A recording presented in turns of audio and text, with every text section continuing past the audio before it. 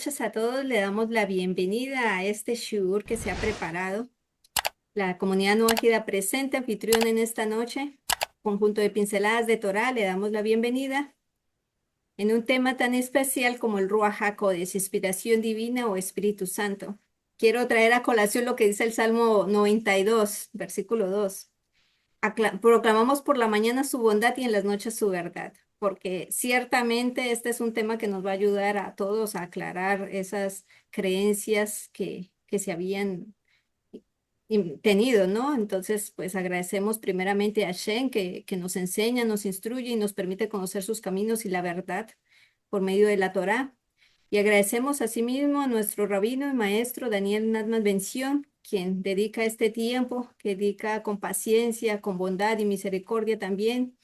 Esto se demuestra en sus acciones día a día, con su horario, disponiéndose para podernos traer la luz desde Israel para las naciones.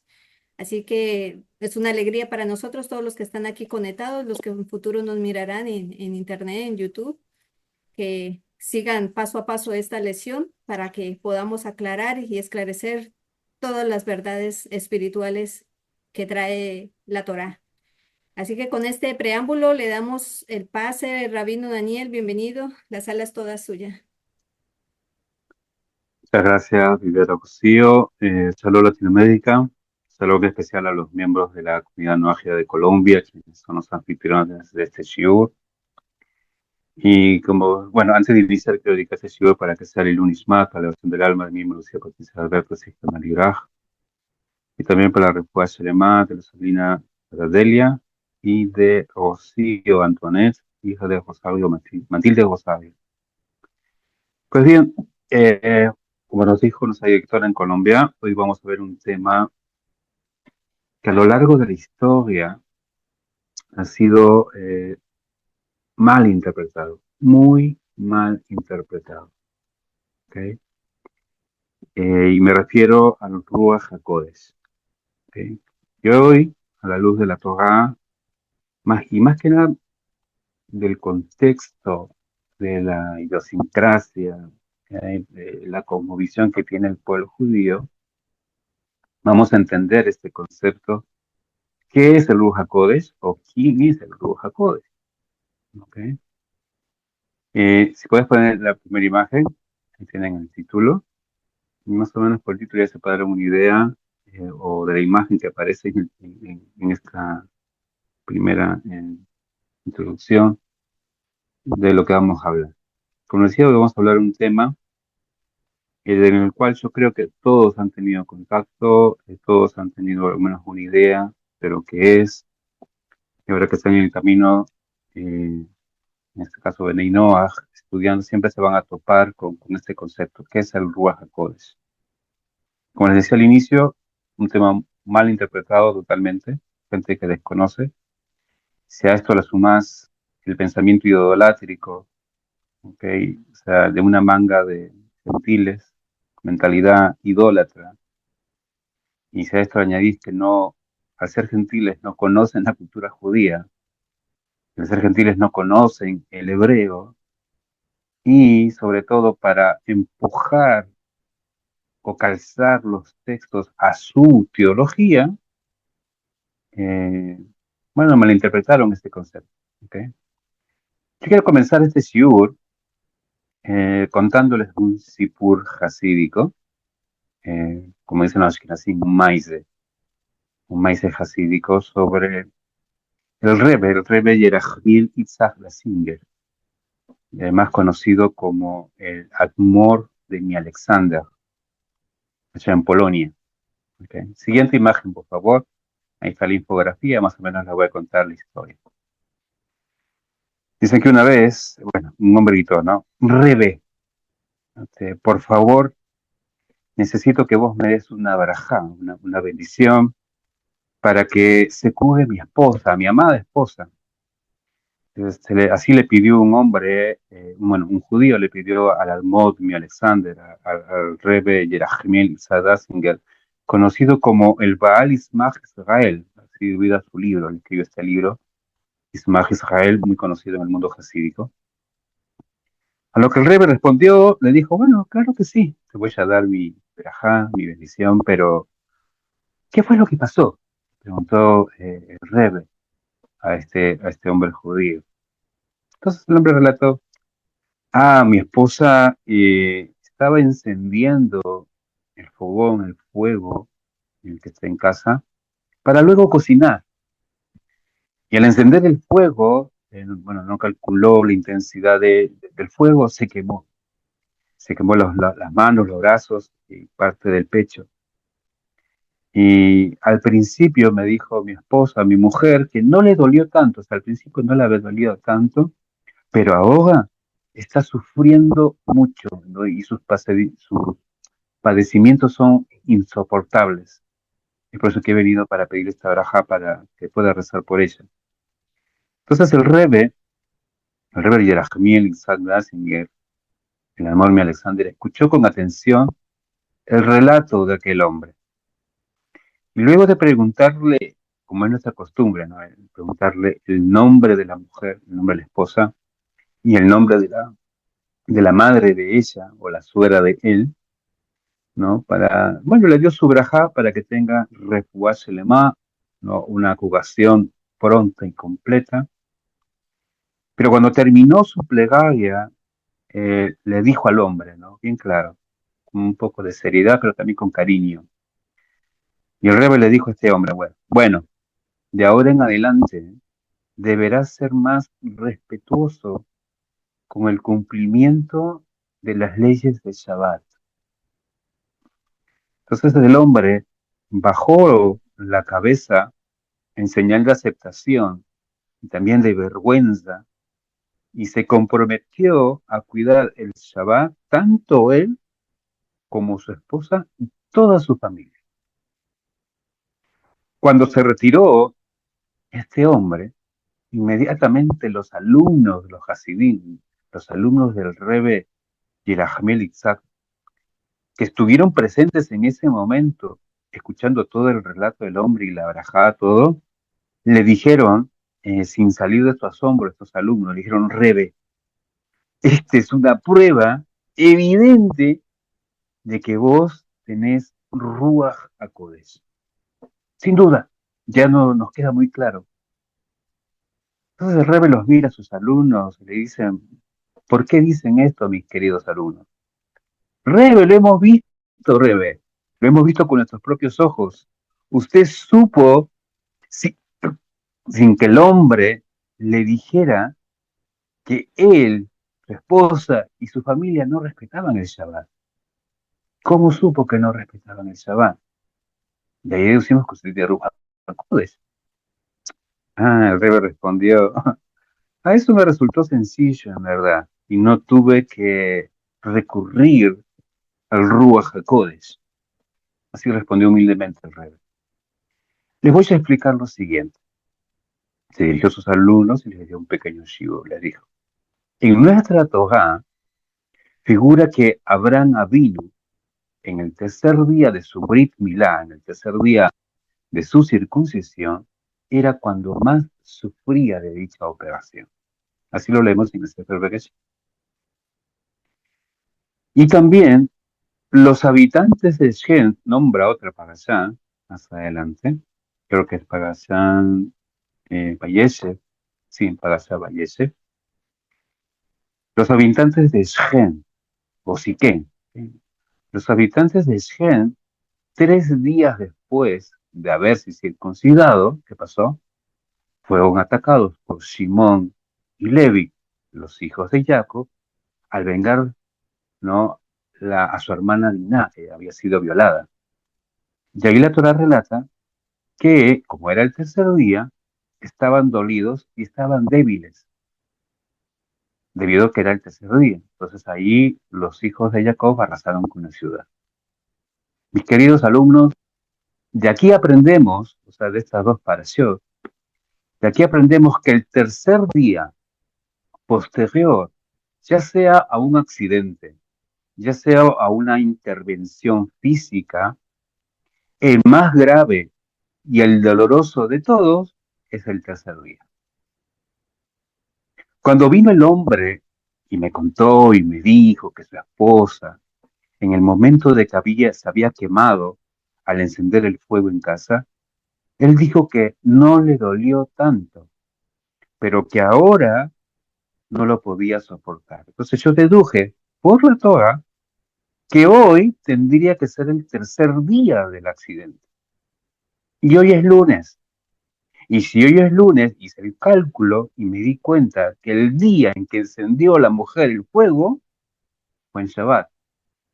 Por eso le pedí que de hoy en adelante él y su familia deberían cuidar mucho mejor el día de Shabbat Kodesh.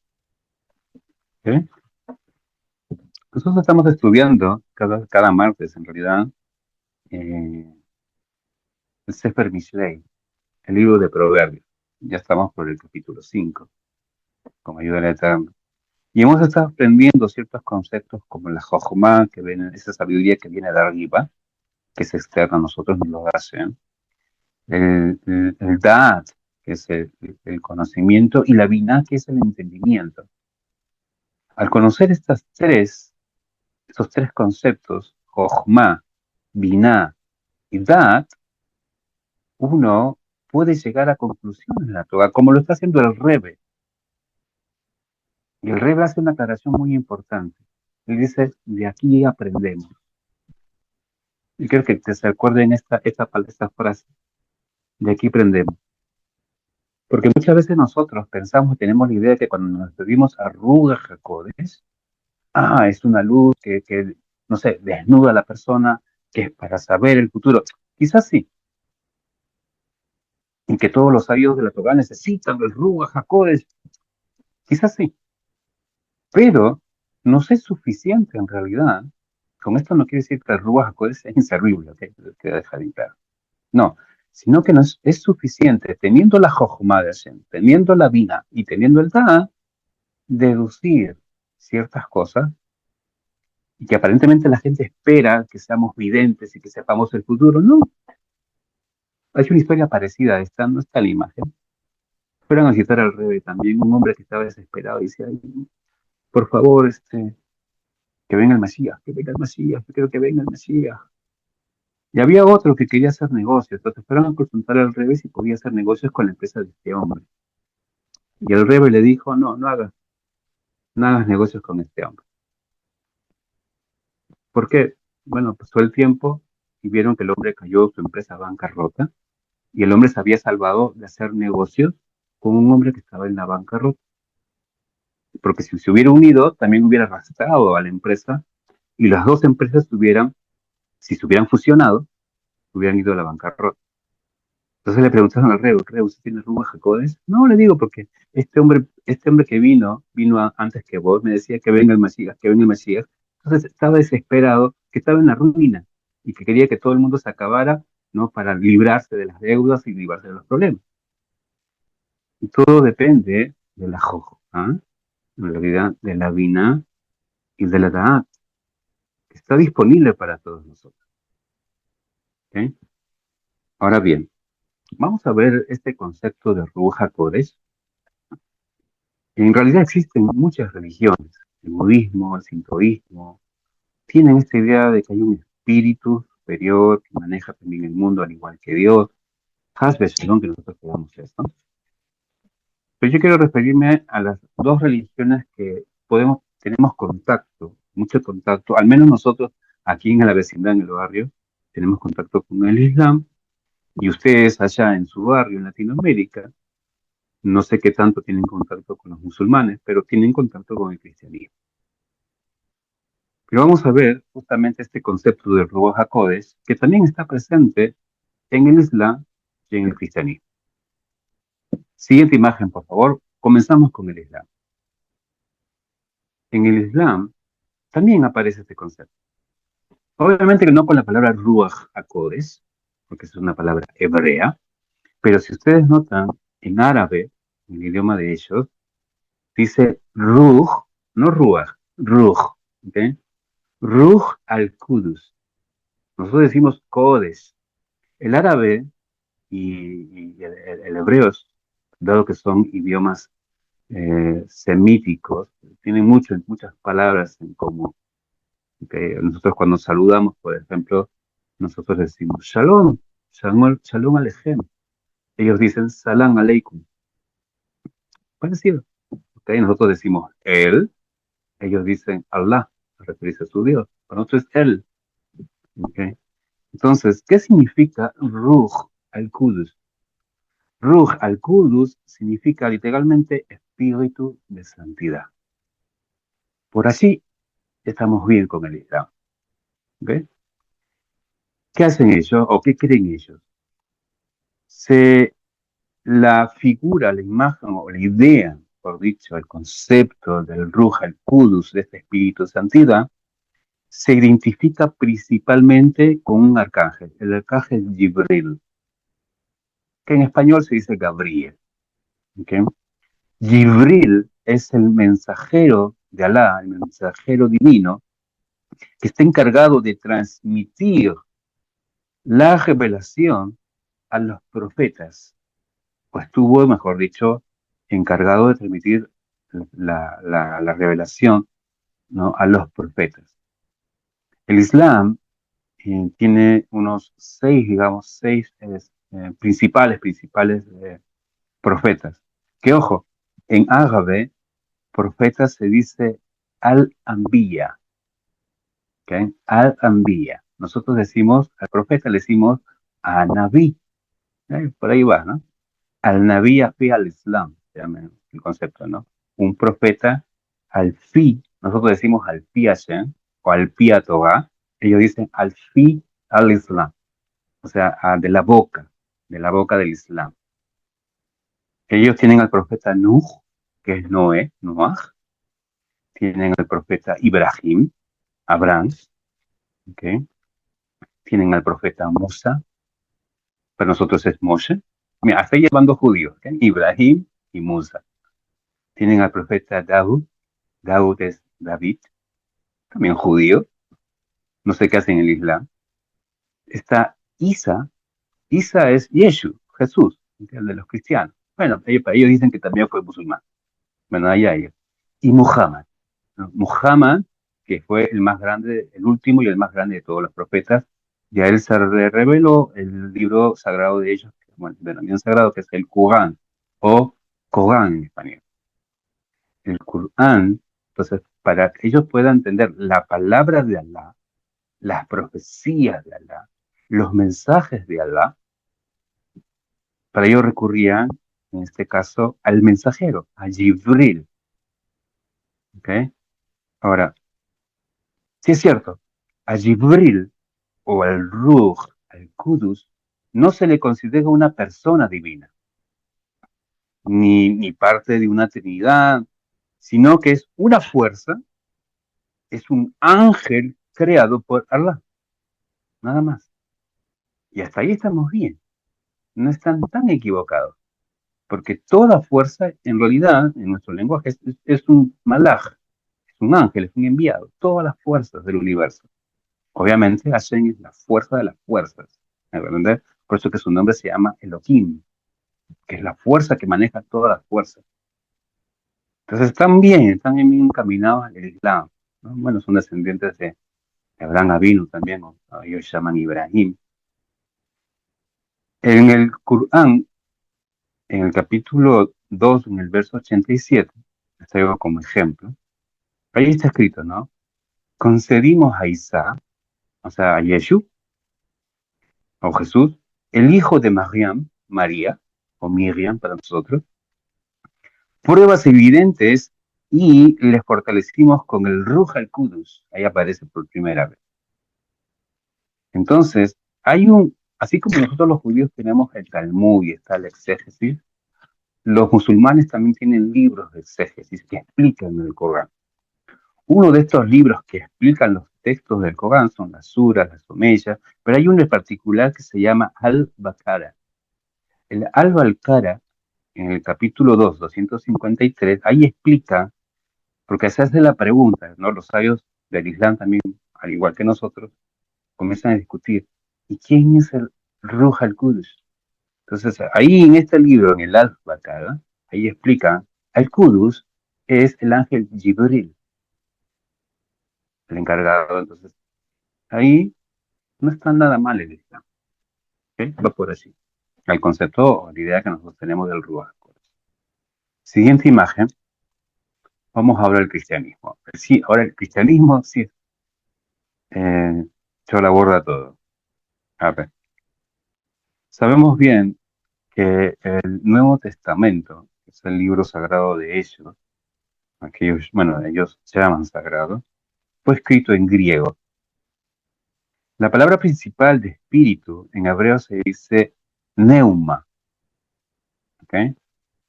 Y ahí tiene varias, digamos, hay varios contextos o en los escritos del Nuevo Testamento aparece con diferentes variaciones.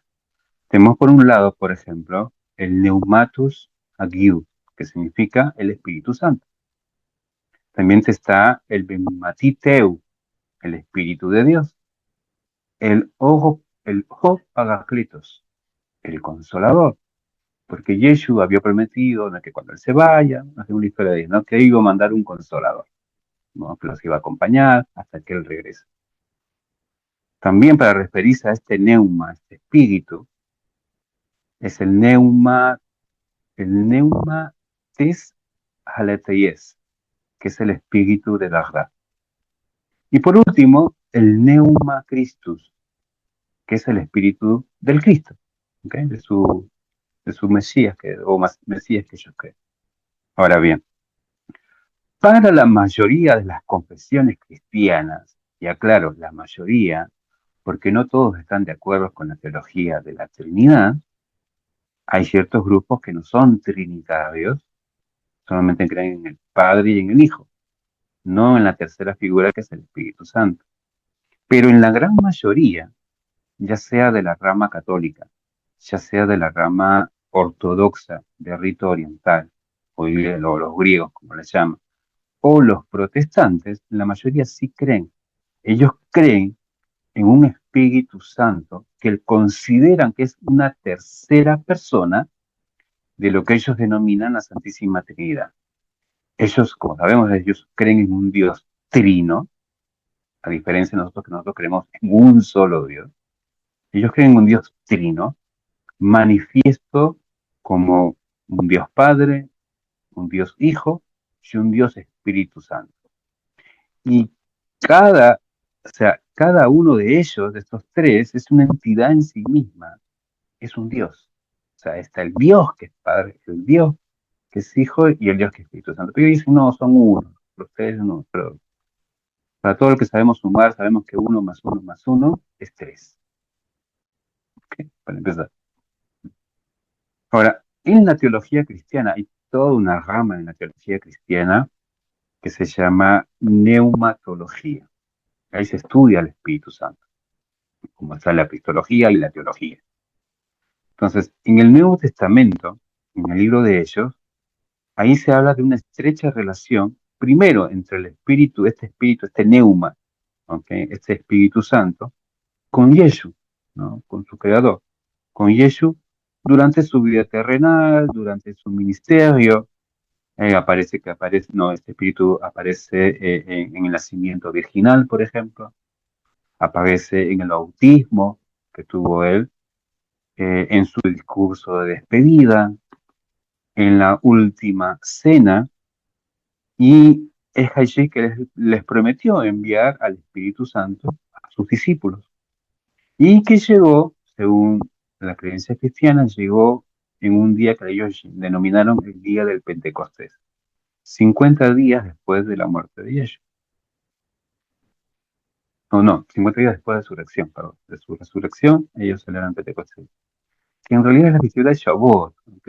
Sabemos que nosotros también contamos, después de la salida de Egipto, contamos 50 días de Pesaj para llegar a Shavuot, que se entrega la Torá. Ellos crean todo esto, ¿no?, del Pentecostés. Luego lo vamos a analizar al final, dónde está el error. Ahora bien, ellos, los cristianos, ¿ok? Bueno, algunos, en su mayoría de los cristianos, no todos, le rezan en su nombre, o sea, le rezan al Espíritu Santo, le hablan al Espíritu Santo, bendicen en su nombre, se bautiza en su nombre también, ¿no? Hay toda una fórmula, ¿no? Yo te bautizo en el nombre del Padre, del Hijo y del Espíritu Santo, de este neuma. Y eso es un cristiano. Más allá de haber aceptado, no de haberte convertido, pasas un bautismo. Y según la teología cristiana, luego de que vos te has convertido, luego que has recibido el bautismo de agua, ya estás preparado para recibir el Espíritu, no, el bautismo del Espíritu. ¿Ok? Entonces, vemos que ellos sí consideran que es una persona, ¿ok? Una tercera persona de una Trinidad. Y ahora sí, visto de lo del Islam y visto lo que es el cristianismo, de estas dos grandes religiones, ahora sí entramos a la verdad. ¿Ok? Entramos a la Torah. Siguiente imagen, por favor. O sea, como yo le decía en el inicio, todo parte, uno, que son gentiles. O sea, los que interpretaron esto en el cristianismo sobre todo, no tanto en el Islam. En el Islam sí vemos que no están tan equivocados.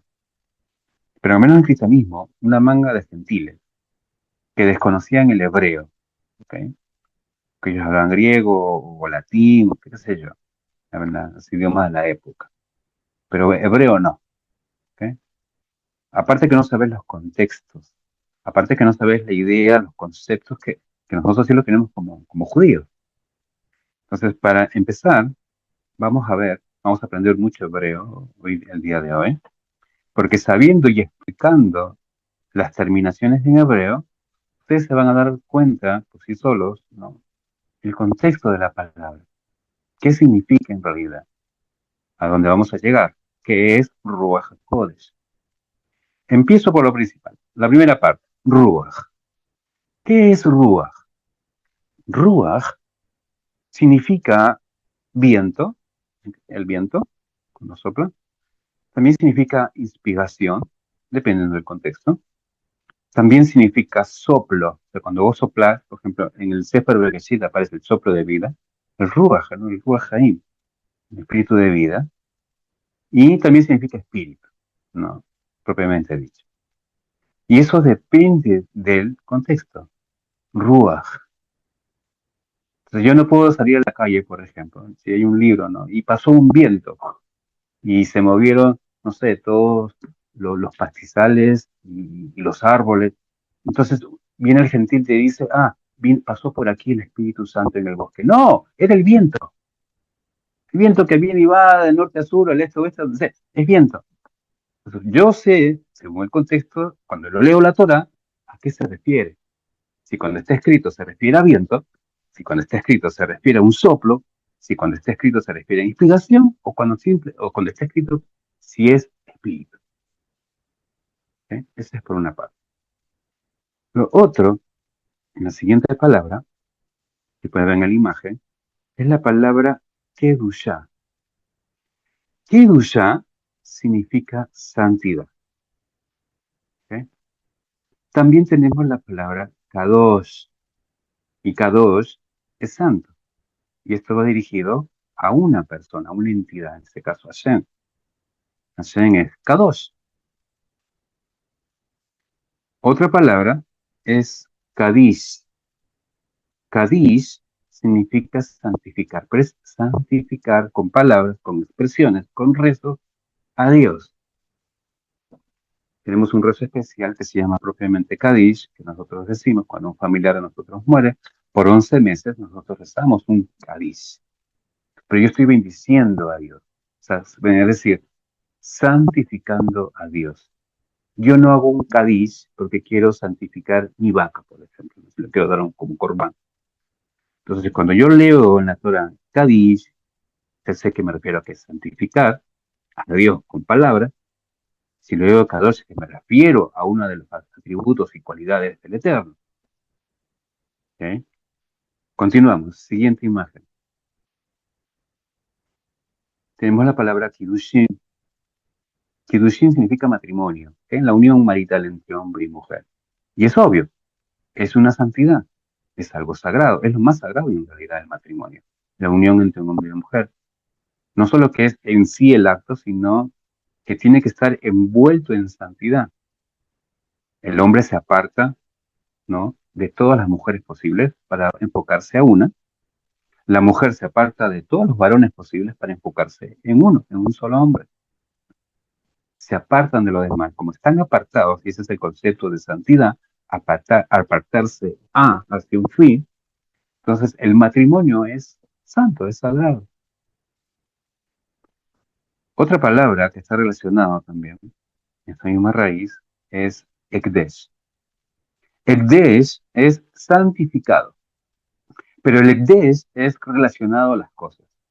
Toda cosa, objeto, material, ¿vale? Físico, que yo lo separo para el templo, ¿ok? Eso tiene un nombre, se llama ekdesh. Yo no digo que, si yo, por ejemplo, separo unas monedas para llevarlos al templo, yo los declaro que son ekdesh, que es sagrado, que es separado. Yo no digo, ¿ok? Que esto es kadosh, por ejemplo. O yo no digo que esto es kiddush, que está santificado. No, yo simplemente digo, esto es ekdesh. Este objeto físico está separado para Dios. Para ser más específico, para que se utilice en el Bet Hamikdash, en el templo o en el tabernáculo. Otra palabra es kiddush. Kiddush también significa santificar. Pero Rabino, usted nos dijo que santificar es Kadish. Sí, Kadish es santificar a Dios con expresiones de alabanza. Kiddush, en este caso, es santificar, por ejemplo, el día. Nosotros cuando entramos a Shabbat, yo tengo que hacer un Kiddush. Santifico el momento, santifico el día a través de una acción física que es tomar el vino y hacer un rezo especial, en el cual nosotros santificamos el día del Shabbat. Hacemos un Kiddush también para santificar cada una de las festividades. Pesach, Shavuot, Rosh Hashanah, Yom Kippur, etc. Bueno, en Yom Kippur no hacemos Kiddush porque no bebemos, perdón. Sukkot, por ejemplo, ¿ok? Estas fiestas de la Torah. Entonces, santificar Kiddush, a diferencia de Kadish, que es a Dios, Kiddush es santificar el momento, el espacio, el tiempo.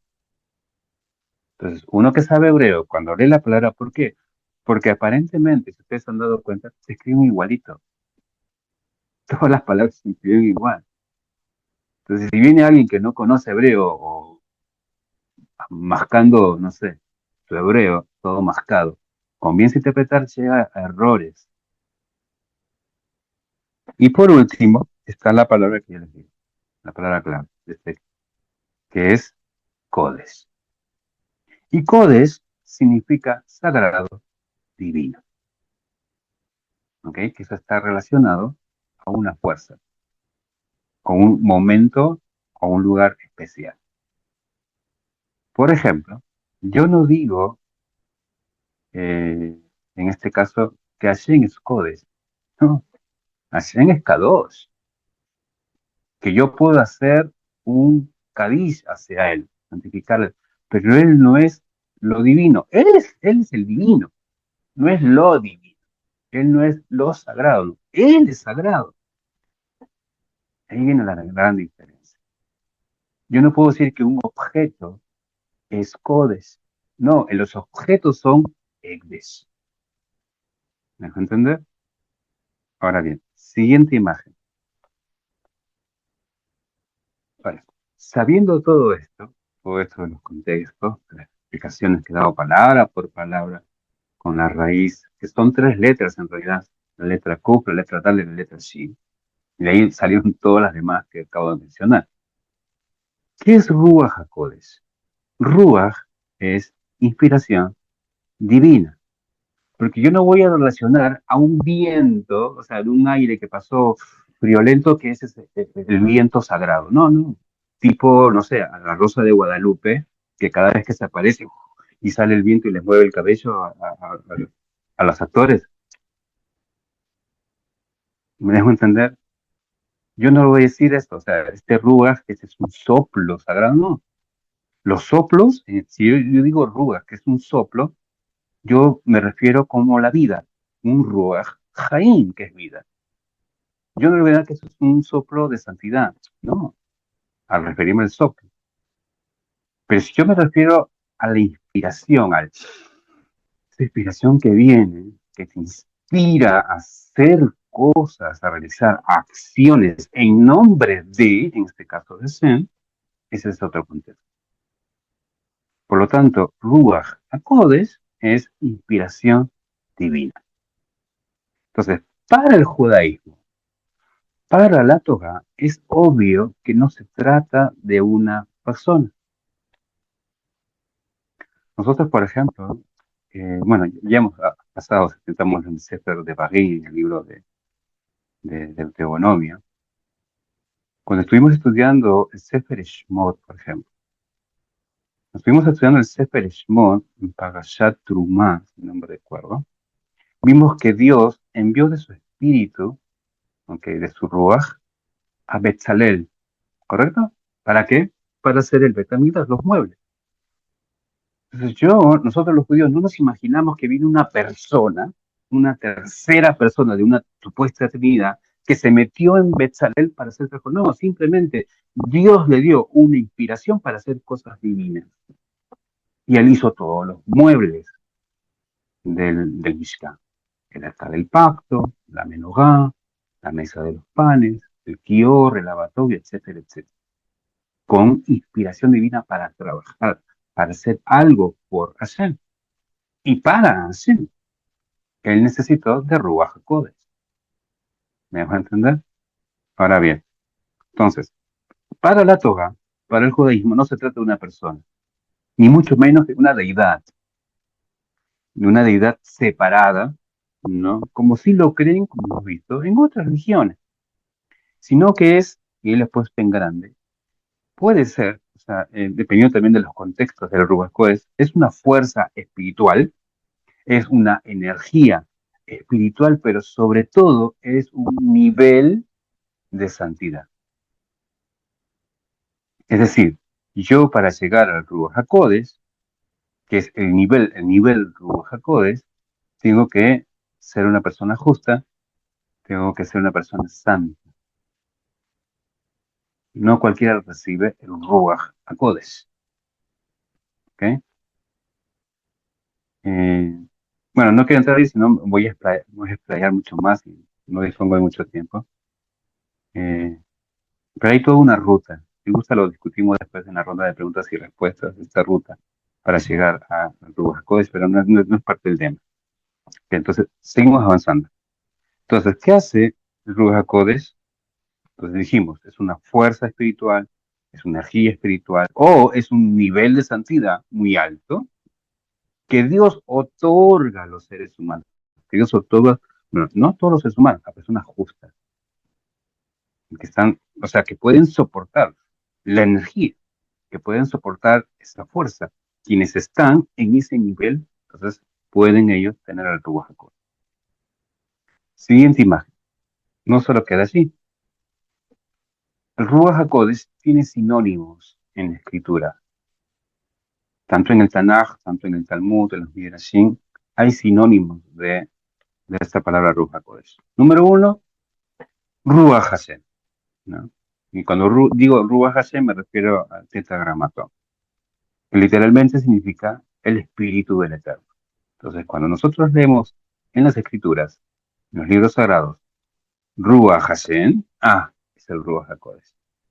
No está hablando de Hashem, es una fuerza, es una energía espiritual o es un nivel de santidad, ¿no? Y eso aparece mucho en los libros, por ejemplo, en Teilín. En Teilín, en Mishlei aparece, ¿no? Ruach Hashem, Ruach Hashem. Entonces, es la fuerza que viene del mismo Hashem, emana de Hashem. No es Hashem, eso queda bien claro. Es una energía que emana de Hashem, pero no es Hashem. Otro, quizás también lo han leído, es el Ruach Elohim. El Ruach Elohim es el Espíritu de Dios, o el Espíritu del Creador, dependiendo cómo quieran traducir la palabra Elohim al español. Y esto aparece sobre todo, vamos a llegar también a este punto, en el libro de Shoftim. Hay un libro en el Tanaj que se llama Shoftim o Jueces. Ahí aparece mucho esta palabra, ¿no? Ruach Elohim, que es una fuerza que para transmitir, o sea, esta fuerza llega para que puedas transmitir la palabra de Dios, ¿no? Y para que, no sé, para redimir, para, en este caso, hacer pensar a la gente, a reaccionar a la gente y realizar acciones de salvación. Este es el Ruach Elohim. Otro es la Shejina, me imagino que también lo habrán leído. Shejina, sí, eso aparece en el Tanaj, en los Midrashim. ¿Qué es la Shejina? La Shejina es la presencia divina. Obviamente, Dios no puede venir a este mundo, ¿cierto? Porque si Dios viniese a este mundo no lo puede soportar. Entonces, ¿a qué nos referimos a la presencia divina? ¿Que Dios estuvo aquí? No, estuvo su Ruach HaKodesh, estuvo su inspiración divina. Porque si ustedes, como en el caso del cristianismo, me decís, no, que es una persona y que esa persona bajó en Pentecostés, que tan pequeño es su Dios que solo abarcó un cuartito de Jerusalén. Mi Dios, al menos el Dios del pueblo judío, la tierra es el estrado de sus pies, como es el CPTI. O sea, tan pequeño es tu Dios Espíritu Santo. No. Entonces, para entender esto está el concepto de Shekhinah. Shekhinah, como dijimos, es la presencia divina y no es un cuerpo. O sea, Shekhinah no es un cuerpo, no es ni una persona. ¿Qué significa Shekhinah? Es la forma en que Dios se acerca y vive con las personas en nuestro mundo. Es decir, es el concepto de cercanía a Dios. Esa cercanía que uno puede sentir. Esa cercanía, por ejemplo, cuando vos estudias Torah, te sentís más cerca de Dios, sentís la Shekhinah, sentís el Ruach HaKodesh. Cuando vos haces un acto de bondad, de Miluj Hasadim, cuando haces de acá, visitas a un enfermo, donas algo, qué sé yo, sentís la presencia de Dios, ¿no? Te sentís esa cercanía a Dios. Ese es Shekhinah, ¿ok? Otro sinónimo del Ruach HaKodesh es la palabra Bat Kol. Bat Kol es una palabra en realidad de arameo, por lo tanto es que aparece muchas veces en el Talmud. En el Talmud, todas las experiencias que tuvieron los talmudistas, ¿no? Nuestros grandes sabios, siempre va a estar, ¿no? Y vino un Bat Kol, ¿qué significa Bat Kol? Una voz del cielo. Ellos escucharon una voz del cielo que les decía, no, la halajá es así, que la Mishnah es así, tenés razón, no tenés razón, ¿no? Y recibían la palabra de Hashem para poder escribir el Talmud o interpretar el Talmud con inspiración divina. ¿Por qué? Porque la Torah fue escrita con inspiración divina para ser leída bajo la inspiración divina, para ser explicado bajo la inspiración divina. Luego vamos a ver el concepto en la siguiente imagen, por favor. La finalidad. O sea, ¿para qué está? ¿Qué hace? No quiero decir para qué sirve porque es el Ruach HaKodesh, obviamente. ¿Okay? Número uno, sirve para captar la profecía. Sabemos que en hebreo se dice nebuá. Dos, transmitir la profecía.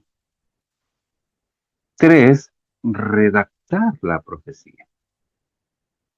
Y aquí me quedo en estos tres puntos para explicarles lo siguiente. La nebuá, la profecía, sabemos que es el nivel más alto donde la persona recibe un mensaje, ¿ok? O sea, la persona está en el nivel nebuá, recibe el mensaje directo de Dios. En otras palabras, el profeta, el naví, el profeta recibe. ¿Qué hace el profeta? El profeta no lo puede entender con su inteligencia, no lo puede entender ni siquiera con su experiencia, no lo puede captar la nebuá, me estoy refiriendo a la nebuá, ¿vale? A la nebuá, la profecía no lo puede captar ni con su jochma, ni con su biná, ni con su dad, con su entendimiento. Para ello necesita el Ruach HaKodesh.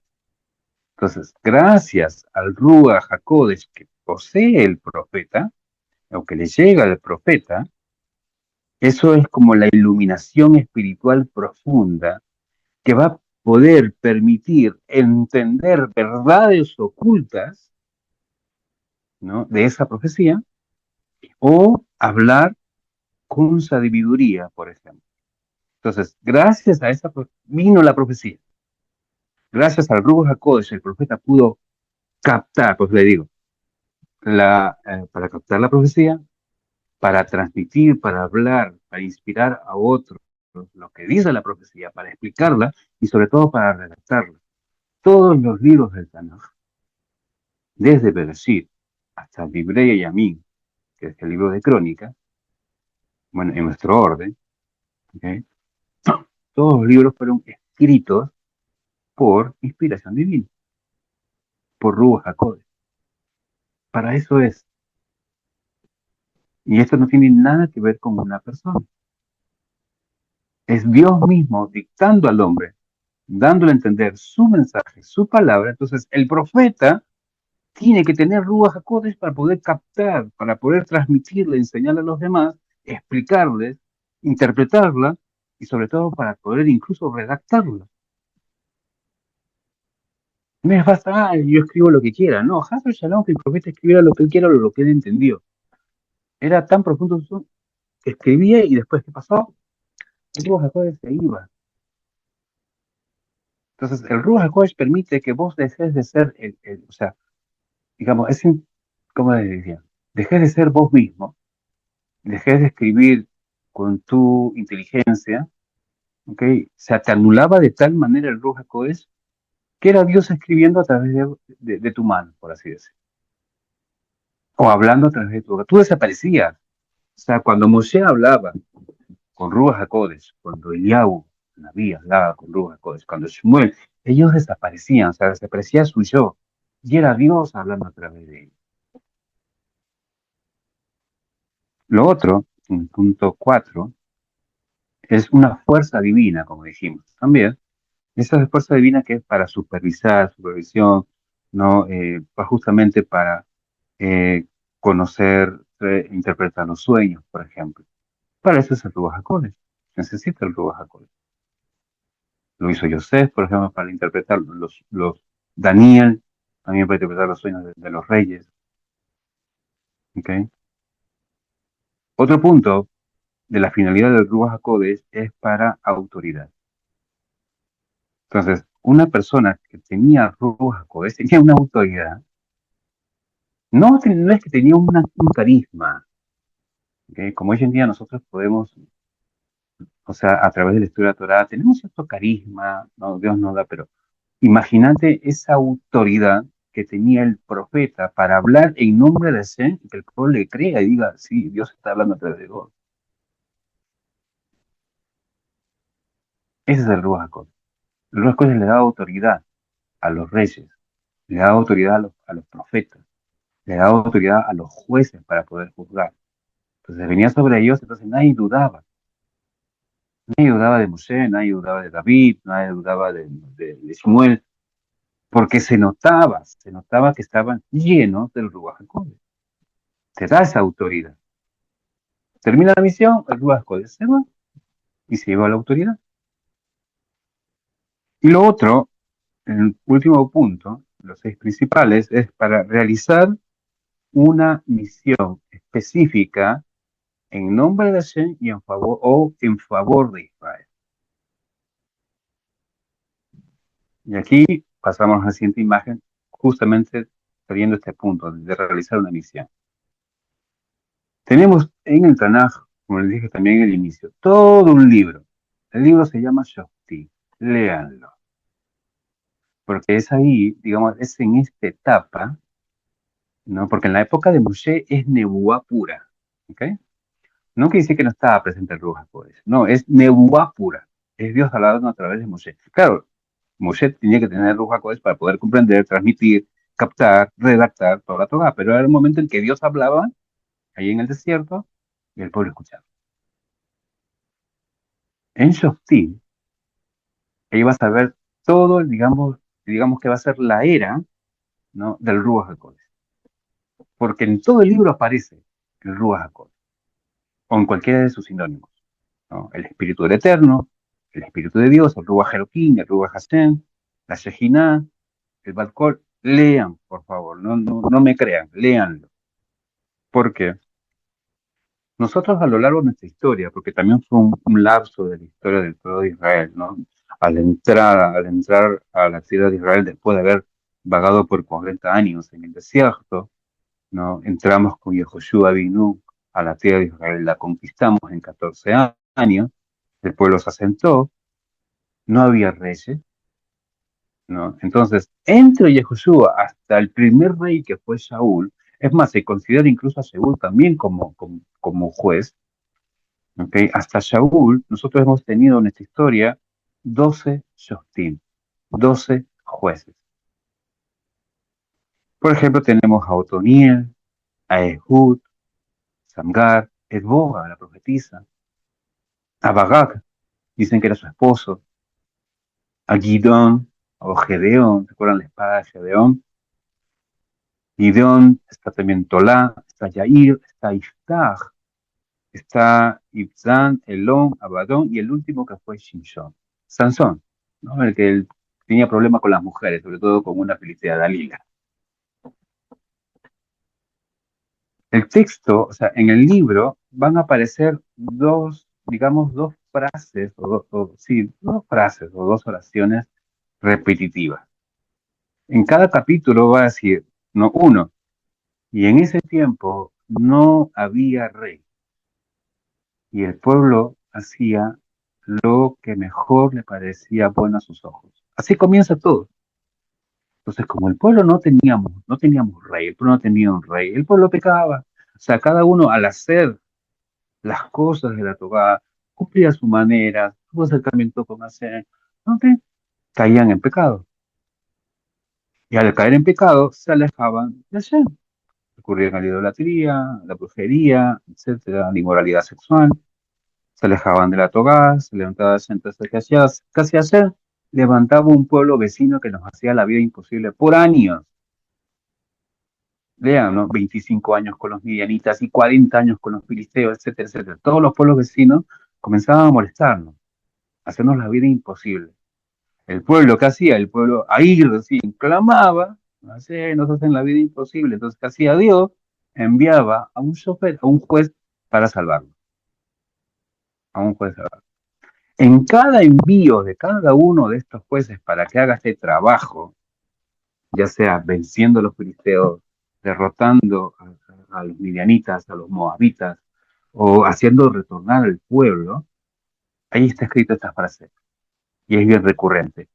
Y el Espíritu del Eterno, este Ruach HaKodesh, el Ruach Hashem, el Espíritu Eterno, vino sobre él, o sea, y está, vino sobre Toniel, vino sobre Sangar, vino sobre Boga, vino sobre Baga, vino sobre Gideón, vino sobre Yair, vino sobre Sinsón, etcétera, etcétera, etcétera, para juzgar al pueblo de Israel.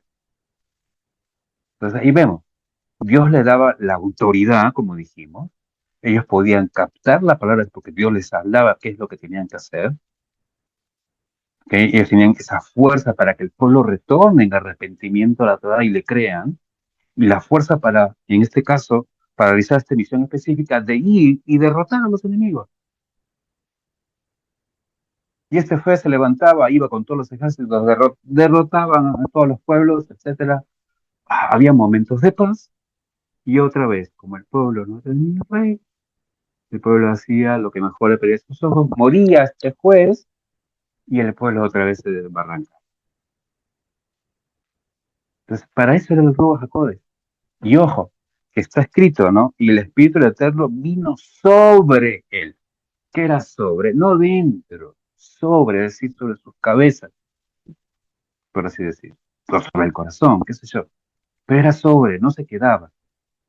Una vez que el chofer, el juez, cumplía la misión, el pueblo volvía, el Ruach HaKodesh se iba en inspiración divina.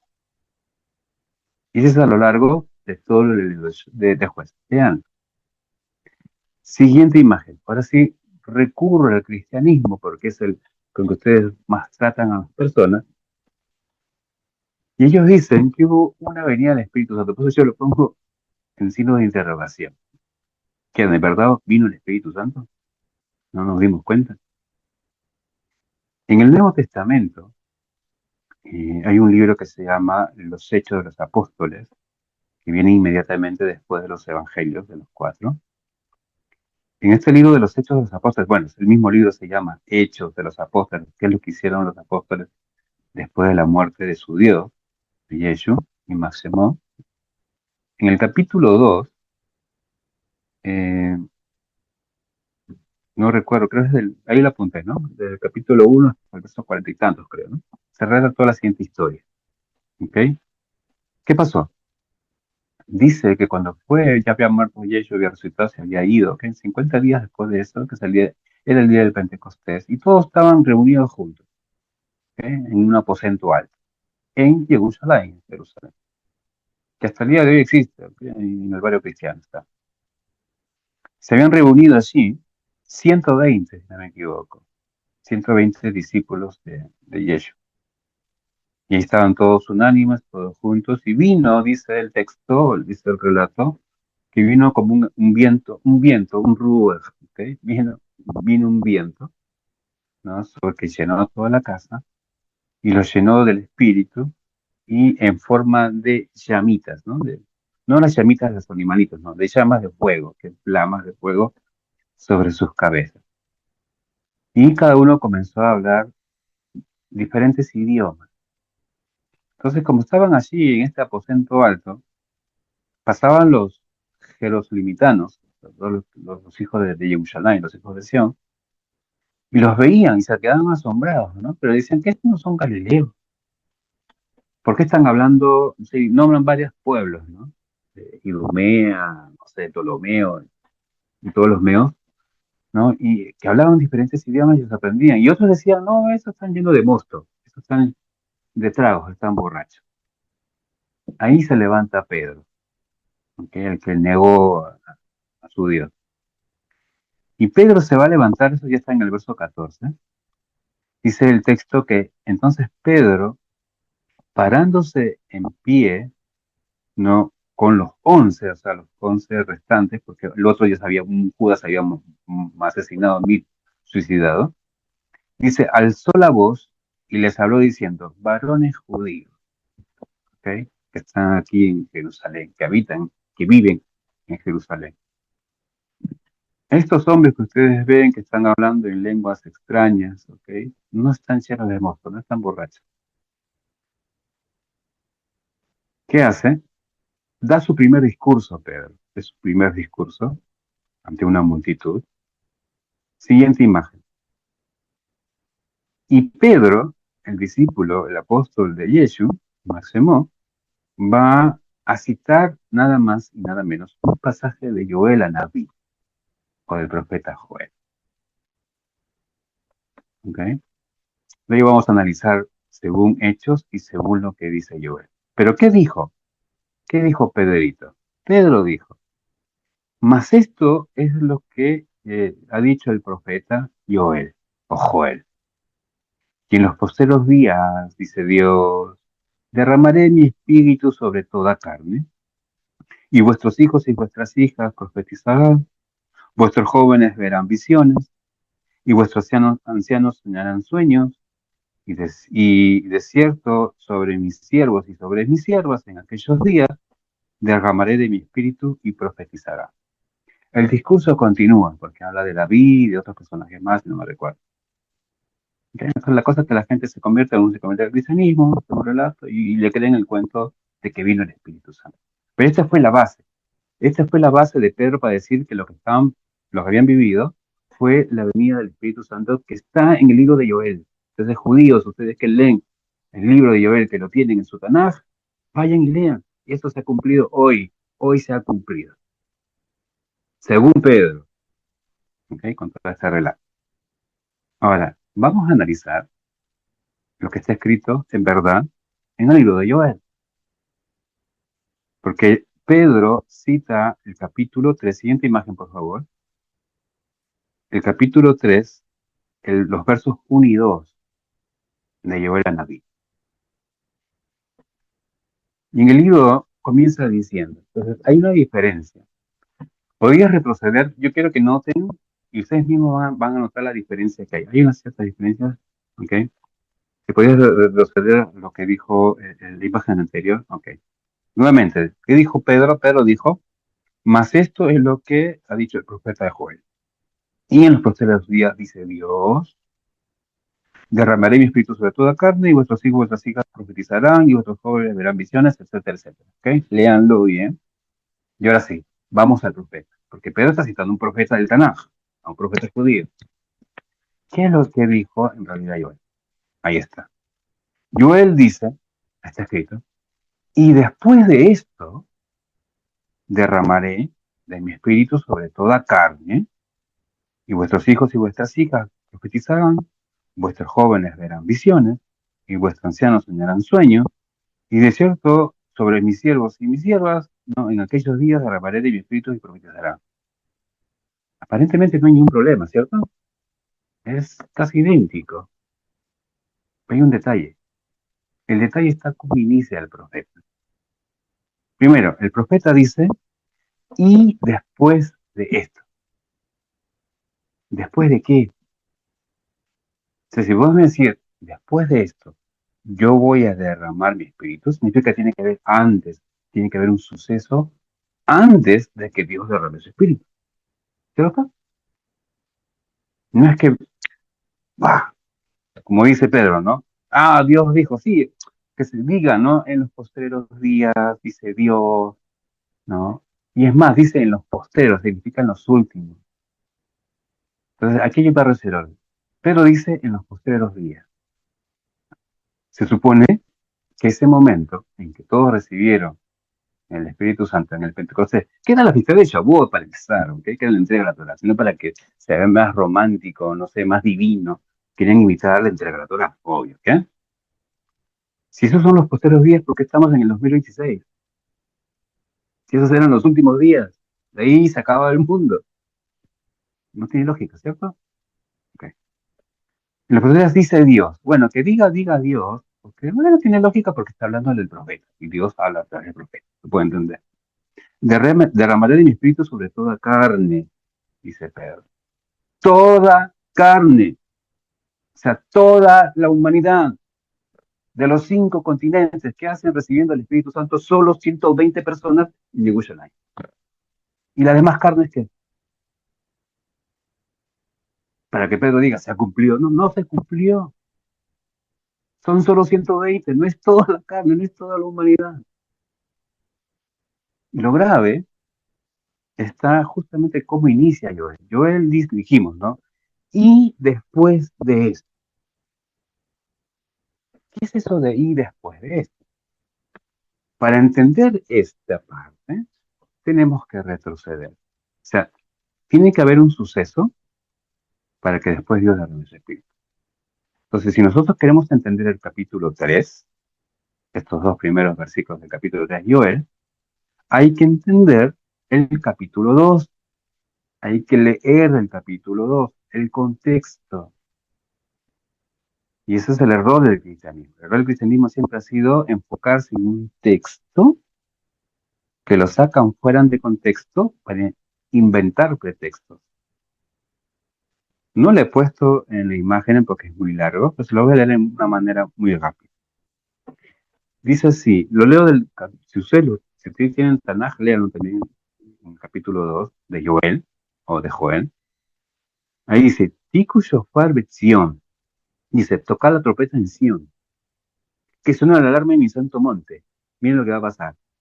Que tiemblen todos los moradores de la tierra, porque viene el día del Eterno, sí, el posterior día, el último día, el día de Hashem, el día del Eterno, el día que todos estamos esperando. Está cercano. Un día de tinieblas y estrés, un día de nubes y densa oscuridad, una oscuridad que se extenderá sobre las montañas, sobre un pueblo grande y poderoso. Nunca hubo nada igual, ni lo habrá después de muchas generaciones. Un fuego devora entre ellos y detrás de ellos brilla una llama. La tierra es como el jardín del Edén. O sea, primero que la tierra tiene que ser como el jardín del Edén. Ante ellos y detrás de ellos un desierto desolado. Sí, y nada escapa. Su aspecto es como el aspecto de caballos, corren como jinetes, las cimas de la montaña saltan con el ruido de... O sea, todo esto por el sonido del shofar, ¿vale? Las cimas de la montaña saltan con el ruido de carros y del crepitar de llamas de fuego que devoran la hojarasca. Son como pueblo fuerte puesto en formación de batalla. En su presencia los pueblos están en angustia, todos los restos están ensombrecidos, corren como hombres poderosos, suben por el muro como hombres de guerra. Marchan cada cual sus filas sin equivocar el rumbo, sin empujarse unos a otros. Marchan por cada cual su camino y, aunque caigan, sobre las armas no se hieren. Asaltan la ciudad, corren por el muro, suben por las casas, entran por las ventanas como ladrones.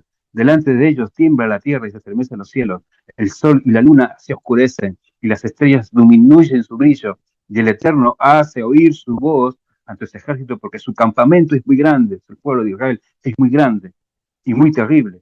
¿Quién puede afrontar tanto a Dios como al pueblo de Israel? Sin embargo, dice el Eterno, está a tiempo de volveros a mí. Vuelvan con todo vuestro corazón. O sea, va a haber un tiempo de Teshuvah que es único en el mundo. ¿Ok?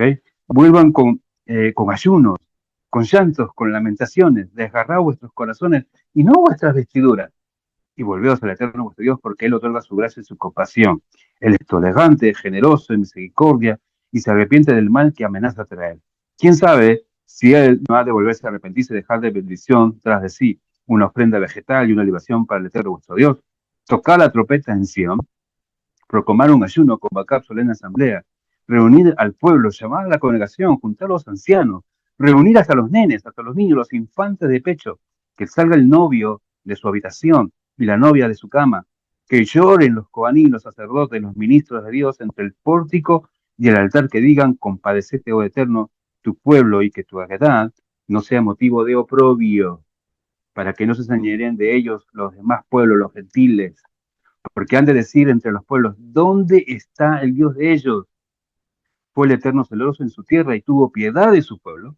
Respondió el Eterno, le dijo a su pueblo, he aquí que voy a mandarles trigo, ¿no? Para, o sea, para que vean que yo estoy con ustedes, que ustedes son mi pueblo, les voy a mandar trigo, les voy a mandar vino, les voy a mandar aceite, los voy a saciar y no haré más de vosotros un oprobio, una vergüenza entre las naciones. Alejaré de vosotros al enemigo que viene del norte y arrojaré la tierra yerma y desolada con su rostro hacia el mar oriental y su retaguardia hacia el mar occidental, para que subas Edom y sus ideas, porque Dios ha hecho grandes cosas. No temas, oh tierra, alégrate, regocijate, porque el Eterno ha hecho grandes cosas. No teman, oh bestias del campo, porque brotan los pastos del desierto. Mira, los desiertos van a florecer. No va a haber desiertos. Se acabó el Sáhara, se acabó el Sacama, el Sechura, cualquier tipo de desierto se acaba. El árbol va a fructificar, la higuera y la vid van a dar con fuerza. No, poneos contentos, hijos de Sion, de Jerusalén, regocijaos en el Eterno vuestro Dios, porque Él os va a dar la primera lluvia en su justa medida, y va a ser lluvia para vosotros la primera lluvia y la tardía. Y los graneros de ustedes van a estar llenos de trigo, los lagares van a rebosar, los almacenes de vino van a rebosar de aceite, y os haré de cobrar los años perdidos, o sea, les voy a todos los años perdidos que ustedes fueron perseguidos, yo los voy a recobrar por lo que comió la langostia, el yelek, el gazil, el gazam, mi gran ejército que había mandado contra vosotros. Comeréis en abundancia, seréis satisfechos, van a alabar el nombre del Eterno vuestro Dios que obró maravillosamente con nosotros. Mi pueblo, el pueblo de Israel, el pueblo judío, nunca más será avergonzado, nunca más será avergonzado. Sabrán, o sea, que todo el mundo va a saber que yo, el Eterno, habito en medio de Israel, que yo soy el Eterno vuestro Dios y que no hay ningún otro Dios. O sea, toda la humanidad va a saber que Dios está con el pueblo judío, habita con nosotros, que somos su pueblo, que no van a ver otro Dios, va a desaparecer la idolatría, no va a haber otro Dios, y mi pueblo nunca más será avergonzado. Después de esto, después de que suceda todas estas cosas que yo les he leído, voy a derramar mi espíritu. Recién allí. Entonces, no me digan que el Espíritu Santo vino hace, no sé, cientos de años atrás, en la época de Pedro. Porque el pueblo judío, hasta el día de hoy, años 5000, en este caso, 1886, sigue siendo avergonzado. No nos insultan en las redes, no hay antisemitismo. Entonces, no me digan que vino el Espíritu Santo. No me digan porque no fue así. Primero tiene que haber toda esta restauración del pueblo de Israel, la Teshuvah, el final de la idolatría, que no solo los judíos, que todo el mundo va a volver en Teshuvah, que la gente va a saber que no hay otro Dios, que la gente de todas las naciones van a saber que el pueblo de Israel es el pueblo de Dios. Después de esto, voy a llamar mi espíritu sobre toda carne. Ese es el Ruach HaKodesh que nosotros esperamos. Entonces no me digan, y es más. Ya dijimos, después de esto, pasa lo primero del capítulo 2, de ahí recién me hablas del capítulo 3, sobre toda carne, no sobre solo 120. Nosotros esperamos que el Ruach HaKodesh sea derramado sobre todos, toda la humanidad. Lo peor de todo es que ellos dicen, o sea, el desparpajo, no hay otra palabra, disculpe, que ellos lo tienen dentro. O sea, el Espíritu Santo lo tienen dentro de sus corazones, que se habita con ellos las 24 horas del día. Entonces yo me pregunto, algo tan simple, tan sencillo, si los shoftim, nuestros jueces, Shimshon, Boga, Iftach, que Gidón, si estos hombres y mujeres hicieron grandes cosas por el pueblo de Israel, cuando tenían el espíritu, ¿no? El Ruach Kodesh, sobre, no dentro, solo sobre, hacían todos estos prodigios, entonces los cristianos que tienen al Espíritu Santo dentro deberían hacer cosas mayores que los jueces, por lógica.